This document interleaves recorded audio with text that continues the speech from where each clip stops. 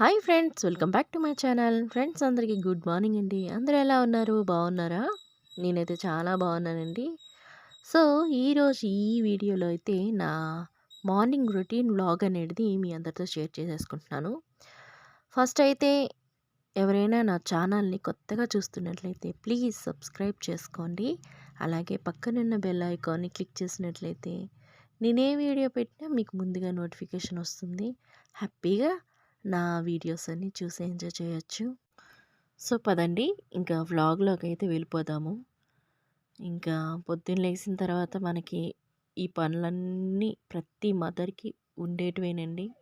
పాలు కాయించడం, బ్రేక్ఫాస్ట్లు చేయడం, లంచ్లు కట్టడం, పిల్లల్ని రెడీ చేయడం, ఇది కామనే ప్రతి మదర్కి. నాకు కూడా అంతేని. సో ఇప్పుడైతే ఒక పక్కన పాలైతే పెట్టేశాను. అలాగే కుక్కర్లో రైస్ అయితే పెట్టేసుకున్నానండి. వాంగీబాత్ చేద్దాము బ్రేక్ఫాస్ట్, అలాగే లంచ్ బాక్సులు కనేసి. సో ఇంతలోగా ఈ బూడిద గుమ్మడికాయ జ్యూస్ కూడా చేసేసుకుంటున్నానండి. ఇది వచ్చేసి మా హస్బెండ్ కోసం. వాళ్ళు ఎవ్రీ మార్నింగ్ ఈ బూడిద గుమ్మడికాయ జ్యూస్ అయితే తాగుతారు. తర్వాతే టీ అయినా కాఫీ అయినా తాగుతారండి. ఫస్ట్ అయితే నేను ఈ బూడిద గుమ్మడికాయ జ్యూస్ని అయితే తయారు చేసేసుకుంటున్నాను. ఈ బూడిద గుమ్మడికాయ జ్యూస్లో చాలా హెల్త్ బెనిఫిట్స్ అయితే ఉన్నాయి. కాళ్ళ నొప్పులతోని, కీళ్ళ నొప్పులతోని, అలాగే అరికాల మంటలు, నొప్పులతోని బాధపడే వాళ్ళకి చాలా బాగా ఉపయోగపడుతుందండి. ఒకవేళ మీలో ఎవరికైనా ఇలాంటి ప్రాబ్లం ఉంటే ఒకసారి వాడి చూడండి. ఈ జ్యూస్ వచ్చేసి వెయిట్ లాసింగ్ కూడాను మంచిగా పనిచేస్తుందంటండి. ఒకవేళ నేనేమైనా వాడుతున్నట్లయితే దానివల్ల మంచి రిజల్ట్ అనిపిస్తే ఖచ్చితంగా మీతో షేర్ చేసుకుంటాను నెక్స్ట్ టైం ఎప్పుడైనా. సో ఇప్పుడైతే ఈ జ్యూస్ అయితే వాళ్ళకి బాగా యూజ్ అవుతుంది. కాళ్ళ నొప్పులు కొంచెం తగ్గాయంట. హ్యాపీగా తాగేస్తారండి. పొద్దున్న ఇంకా వాళ్ళకి ఇదొక మంచి హ్యాబిట్. తర్వాత టీ అయినా కాఫీ అయినా తాగుతారు. ఇప్పుడైతే నా కోసం, మా ఆయన కోసం టీ అయితే పెట్టేసుకుంటున్నాను.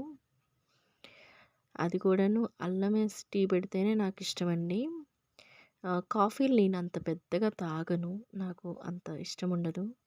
ఇష్టం ఉండదు అని అంటే ఎప్పుడు తాగరా అంటే తాగుతాను కానీ అంత పెద్దగా పొద్దున్నైతే ఖచ్చితంగా టీ ఉండాల్సిందే. కాఫీలు ఏమీ అలవాట్లేదు. సో మీలో ఎంతమందికి టీ ఇష్టమా, కాఫీ ఇష్టమా కామెంట్ చేయండి. సో నాకైతే బాగా అలవాటు టీ. సో టీ అయితే తాగేసామండి. ఇంకా కిచెన్లోకి వెళ్ళిపోతున్నాను వంట చేసుకోవడానికి. బ్రేక్ఫాస్ట్ కోసం వాంగీబాత్ చేస్తున్నాను. ఈ వాంగీబాత్కి అయితే నేను ఇలా ప్రిపేర్ చేసుకుంటానండి. ఫస్ట్ అయితే తెల్ల వంకాయలు, వాటిని ఇలా పొడుగు ముక్కలు కోసేసుకొని, అలాగే 2 మీడియం సైజ్ ఆనియన్‌ని చిన్న చిన్న ముక్కలుగా కట్ చేసేసుకోవాలి. అలాగే 4, 5 పచ్చిమిర్చీలు కట్ చేసేసుకున్నాను.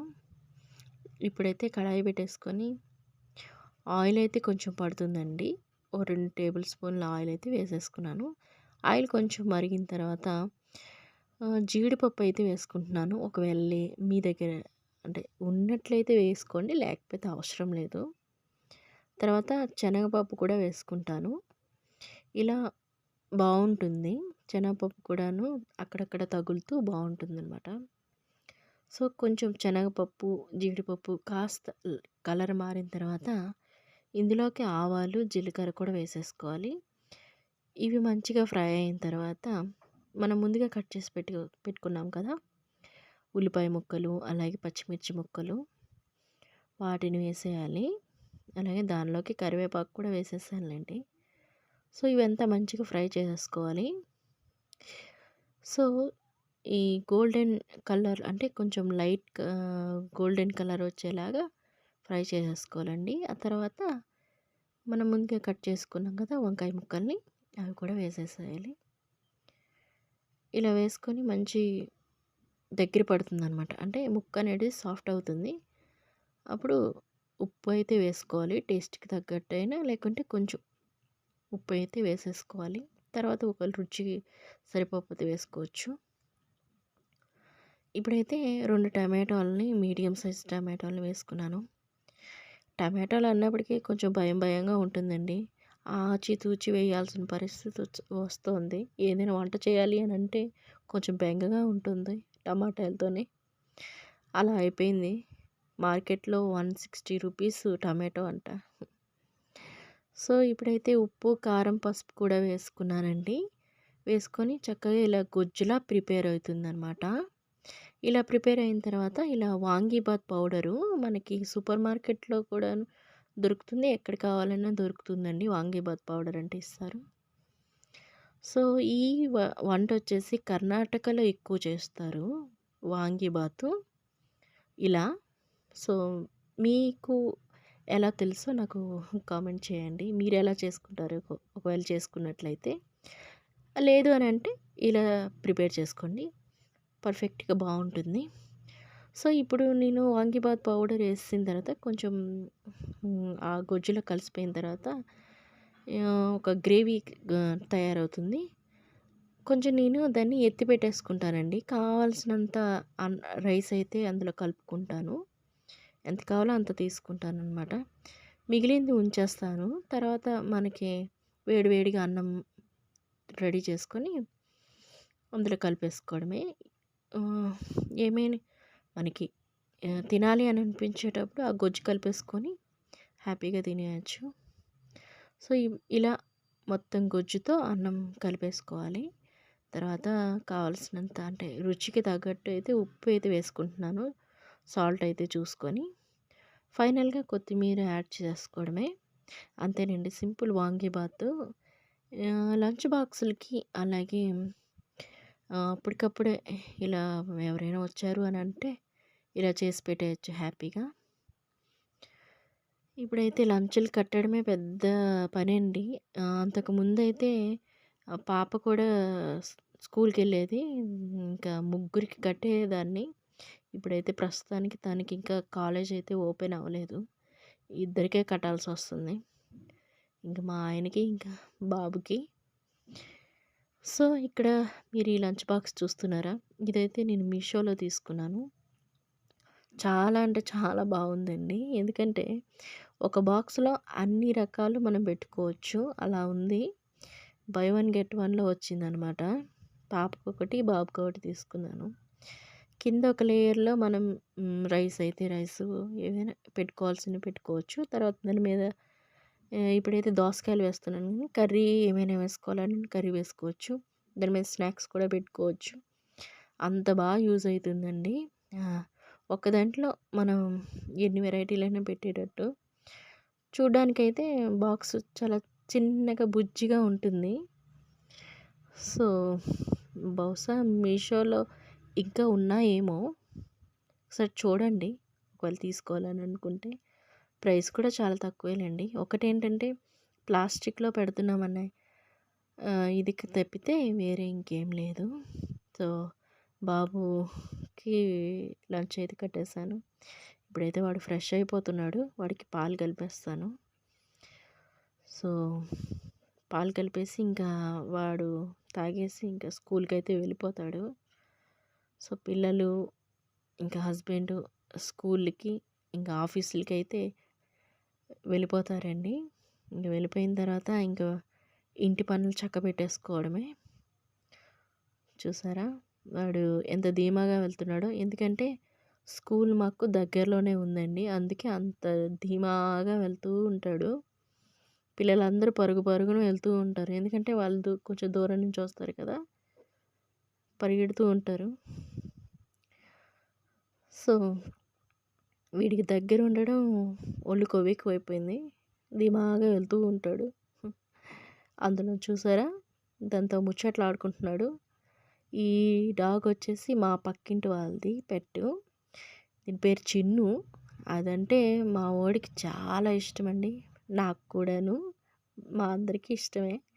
సో, దానికి కూడాను మేమంటే ఇష్టం. చూస్తే చాలు అలా ఎక్కిపోతూ ఉంటుంది. చాలా క్యూట్‌గా ఉంది కదా! సో, దానికి బాయ్ చెప్పేసి వెళ్తాడండి. అలాగే తాతయ్య చూసారా చక్కగా మనవలకైతే తీసుకొని వెళ్తున్నాడు. చిన్నప్పుడు మా పిల్లలకి కూడాను వాళ్ళ అమ్మమ్మ ఇలాగే స్కూల్‌కి తీసుకెళ్తూ ఉండేది. ఆ రోజులు గుర్తొస్తూ ఉంటాయి. ఇప్పుడైతే వాళ్ళంతట వాళ్ళు వెళ్ళిపోతున్నారు. అప్పుడు తీసుకెళ్ళి దిగపెట్టేవాళ్ళమే స్కూళ్ళకైతే.